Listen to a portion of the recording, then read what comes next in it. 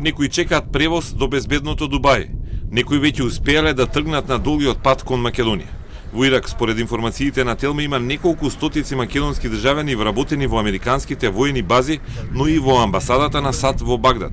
Голем дел биле и сведоци на жестокиот напад на двете бази во Ербил и во Айн Ал-Асад, каде по добиена тревога од највисок степен ноќта на ракетите ја минале во бункери за заштита.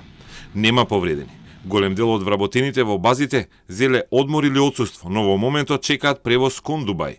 Ситуацијата се смирува иако се чувствува и напнатост и неизвестност, велат дел од македонците кои работат во американските бази со кои контактиравме преку социјалните мрежи.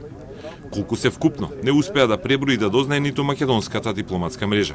Од МНР денеска одговорија дека досега на посачените телефони никој не им се обратил, ниту пак барал помош од нив. Не може да кажат колку луѓе се затоа што сите се ангажирани преку приватни странски компании.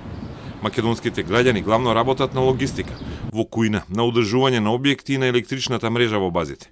Но има и луѓе кои се вработени во обезбедувањето на воените објекти. Иако некои земји во соседството веќе најавија и одржување на национални совети за безбедност, како Бугарија, во Македонија се уште нема идеи за таква средба на високо ниво.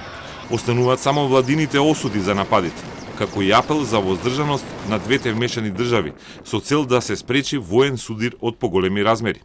За темата Блиски Исток се разговарало и на денешната средба меѓу председателот Пендаровски и гостинот од НАТО, председавачот на воениот комитет на Алијансата, воздухопловниот маршал Стюарт Пич.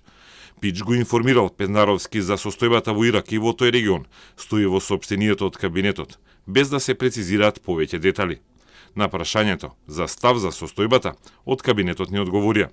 Председателот ги споделува ставовите на владата. Состојбата на Блискиот Исток будно се следи, а председателот е во постојана комуникација со владата и со сојузниците во НАТО. Секоја понатамушна одлука ќе биде во координација со надлежните национални институции и координација во рамките на НАТО алијансата, во насока на заштита на нашите национални, но и заштита на меѓународните интереси на Северна Македонија. Македонија нема војници во НАТО мисијата во Ирак, додека останатите регионални соседи постапија различно од како ирачкиот парламент препорача странските војници на западните сојузници да го напуштат Ирак. Хрватите ги префрлија своите војници во блискиот Кувејт, додека словенците се уште се во базата во Ирак. Единствен проблематичен однос Иран има со Албанија, каде се засолнети повеќе припадници на иранската муџахединска опозиција, поради што Техеран ја смета Албанија за лоша европска земја каде се згрижени нивните непријатели.